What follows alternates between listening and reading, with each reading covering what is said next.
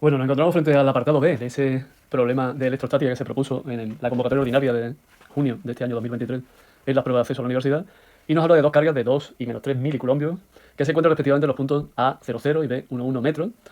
Esa es la situación, la vamos a ir dibujando, por eso he puesto este fondo un poquito más agradable para poder hacer ese tipo de representaciones, así que vamos a tratar de representar, porque además me lo piden en el apartado A. Si seguimos leyendo, nos dicen que en el apartado A hagamos una representación y un cálculo de ese campo electrostático que generan estas dos cargas.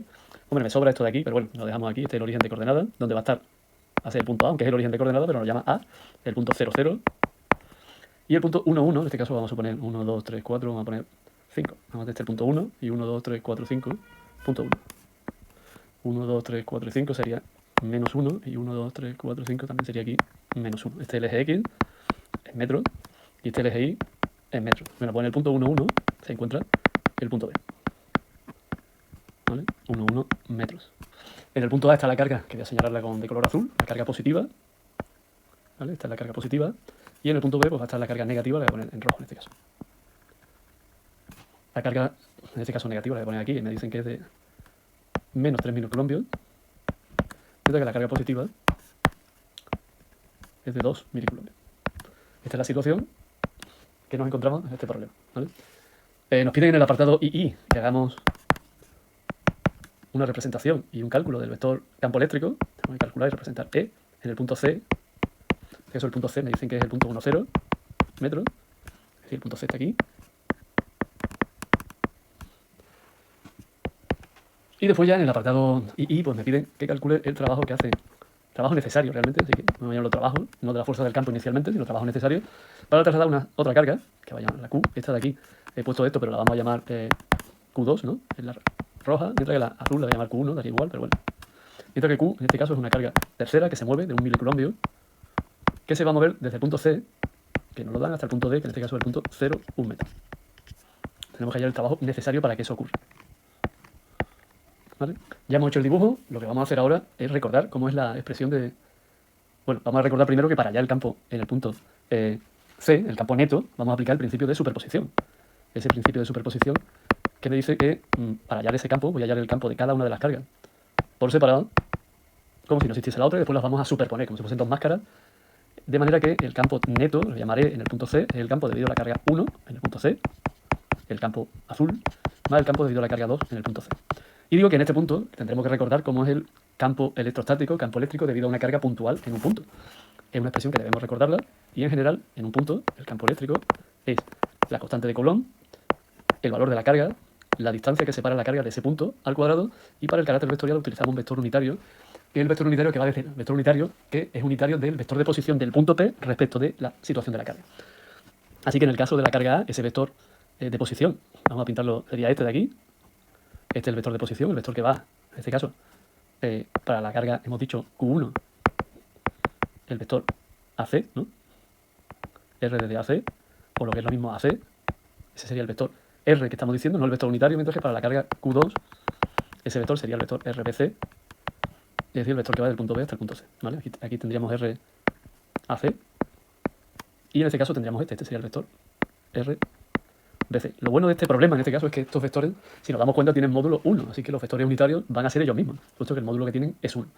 El campo eléctrico, en este caso, voy a poner esto en este lado porque quiero pintar el campo eléctrico de alguna manera, ¿vale? Esto es RBC.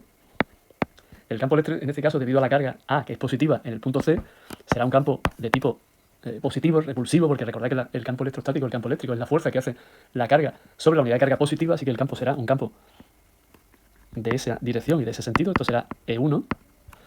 Mientras que el campo debido a la carga 2, voy a quitar esto también de aquí para que no me estorbe ahora, el campo debido a la carga 2, que está en el punto 1, 1, será un campo atractivo, ya que estamos frente a una carga negativa, y por tanto, como el campo electrostático es la fuerza que se hace sobre la unidad de carga positiva, en este caso, la carga negativa lo que hace es atraerlo.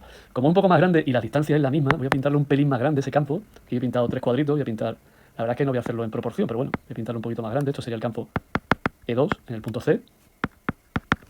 Y por tanto el campo neto sería la suma de estos dos campos. Sabemos sumar, entendemos, sabemos sumar campos. Sería esta composición de esos dos campos y tendríamos el campo neto que estamos buscando, y como piden que lo representemos, lo estamos representando de forma aproximada. A partir de ahora lo que vamos a hacer es calcularlo. Primero vamos a calcular el campo debido a la carga 1 en ese punto, en el punto C, que sería constante de Coulomb, la carga 1, RAC al cuadrado y U sub R. Insisto, en este caso nos han dado un problema de tal manera que todos estos cálculos son muy sencillos, porque acabamos de ver que RAC, su módulo, es 1. No hace falta hacer muchos cálculos. Y esto nos lleva a que el vector U sub R hace el vector unitario I, ¿vale? Así que solo tenemos que sustituir 9 por 10 elevado a 9, newton, metro cuadrado, culombio elevado a menos 2, la carga que es 2 miliculombios. No le he pasado al sistema internacional, pero bueno, la paso aquí, 2 por 10 elevado a menos 3 culombios, 1 metro elevado al cuadrado y el vector I. Bueno, esto ya está calculado, si yo no me he equivocado, lo ponemos aquí el resultado, tampoco es muy difícil de calcular, son 9 por 2, 18, 9 10 elevado a 9, 10 elevado a menos 3 son 10 elevado a 6, así que 18 por 10 elevado a 6, por lo que es lo mismo, 1,8 por 10 elevado a 7 y newton por culombio. Así que eso significa que este campo que hace esta carga en ese punto es de 1,8, unos 18 millones de newton por cada culombio que se coloque ahí. Hacemos lo propio con la carga 2, ¿vale? En este caso ya no me hace falta el dibujo, ya después volvemos al dibujo en el apartado II si es necesario. El de la carga 2 en el punto C pues será igual, pero con la carga 2, el principio de superposición, recordemos. Lo bueno, insisto, que tiene esto, igual que antes, es que también el módulo de RBC es 1. Podemos calcularlo, pero se ve ahí sin ningún problema. Y el vector unitario RBC, este es el que hay que tener un poquito de cuidado. Lo hemos dibujado antes, ¿acordad? El que va desde la carga al punto es menos J, ¿vale?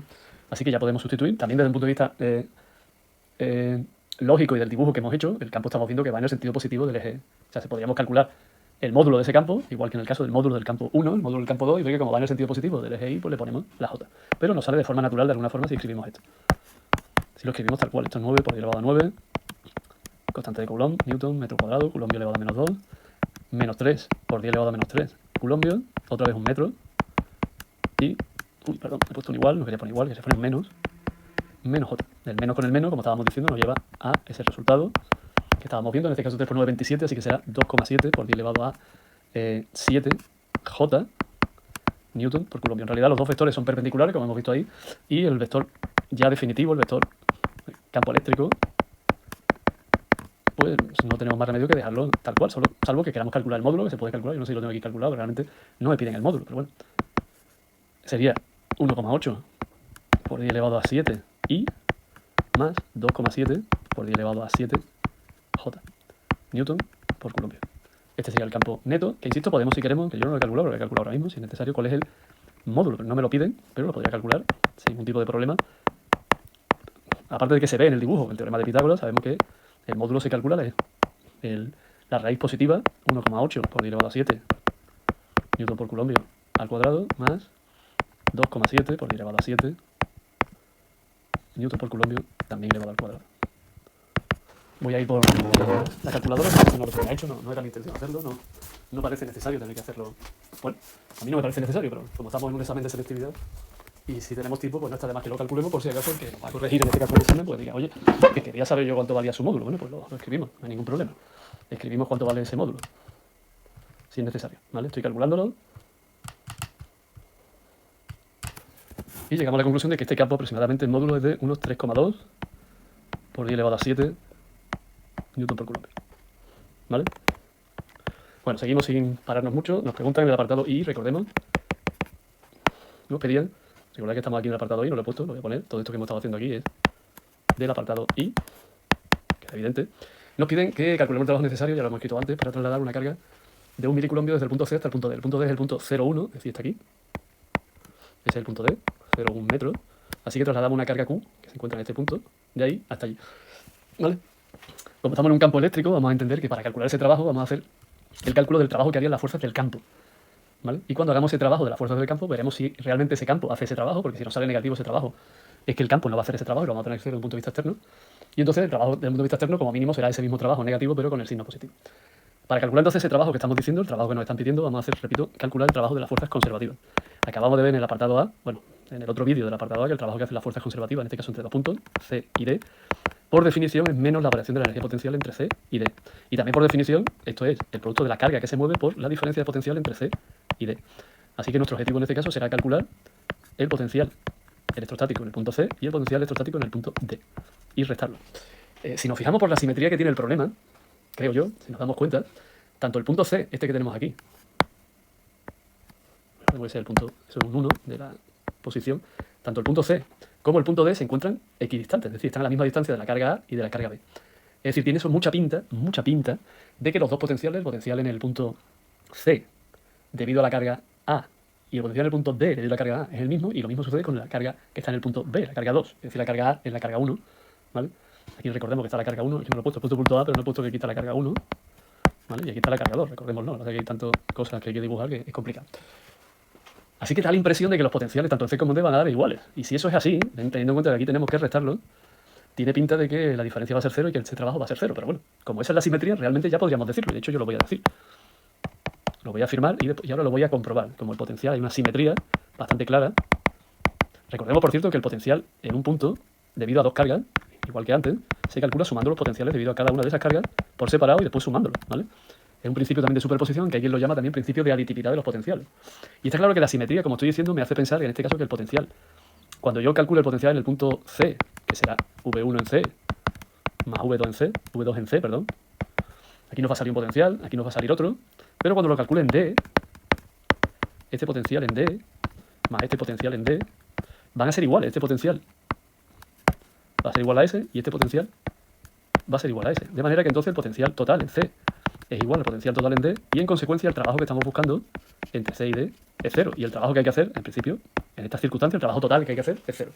De todos modos, vamos a calcular los potenciales, que una vez que vemos la simetría va a ser rápido, una vez que calculemos cada uno de esos potenciales. Además, los datos que tenemos son sencillos, y lo comprobamos. Comprobamos que esos dos potenciales son iguales, aunque parece todo lo que estamos viendo nos dice o nos lleva a esa solución. Recordemos también cómo se calcula el potencial en un punto, en general, perdón. El potencial en un punto en general, debido a una carga puntual, es constante de Coulomb, Q, partido por R, donde R es la distancia que separa, hemos dicho, a la carga del punto. Todo esto es así porque se ha elegido ya un origen de energía potencial que está en el infinito. El infinito es 0, y a partir de ahí el potencial en el punto que estamos calculando es el que estamos calculando, porque si no, no podríamos hallar ese potencial en el punto, puesto que realmente por la propia definición que ya vimos antes y que estamos viendo aquí de energía potencial, la energía potencial solo podemos conocer su variación. Para conocer la energía potencial y el potencial necesitamos un origen. Bueno, pues voy a calcular el potencial de la carga 1 en el punto C, que va a ser el mismo, ya sabemos, que el de la carga en el punto D. La verdad es que yo creo que esto casi hacerlo no deberíamos hacerlo, pero bueno, lo voy a hacer. Esto era RAC, 9 por 10 elevado a 9, newton, metro cuadrado, coulomb elevado a menos 2. La carga eran 2 milicoulombios y la distancia 1 metro. Por eso digo que el cálculo es tan sencillo que ya quizá no merece ni la pena. Nos da 1,8 también por 10 elevado a 7 voltios, ¿vale?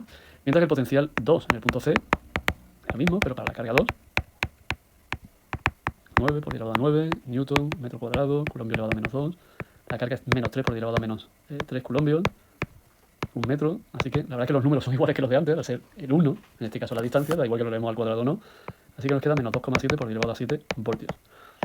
Eso nos lleva al valor de la carga del potencial, perdón, neto. Este es un nuevo. Así que el potencial neto en el punto C será la suma del 1 y del 2. Era 1,8 por 10 elevado a 7 voltios. Recordemos que el potencial se mide en voltios. Menos 2,7 por 10 elevado a 7 voltios. Estos son 0,9, ¿no? Así que menos 9 por 10 elevado a 6 voltios. ¿De acuerdo? Ya tengo el potencial en el punto C. Y habría que hacer lo mismo en el punto D. Pero claro, es que los potenciales 1 y 2 en el punto D son exactamente iguales.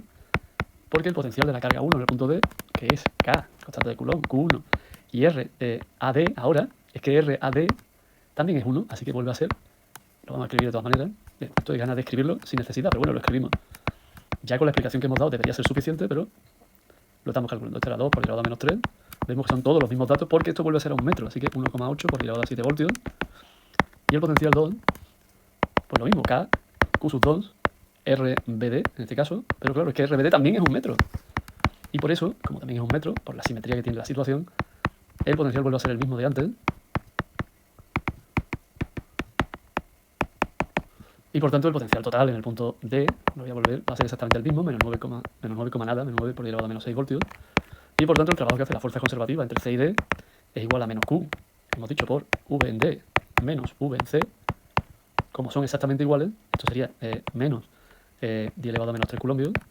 Y esto pues serían los dos menos 9 por 10 elevado a 6 voltios.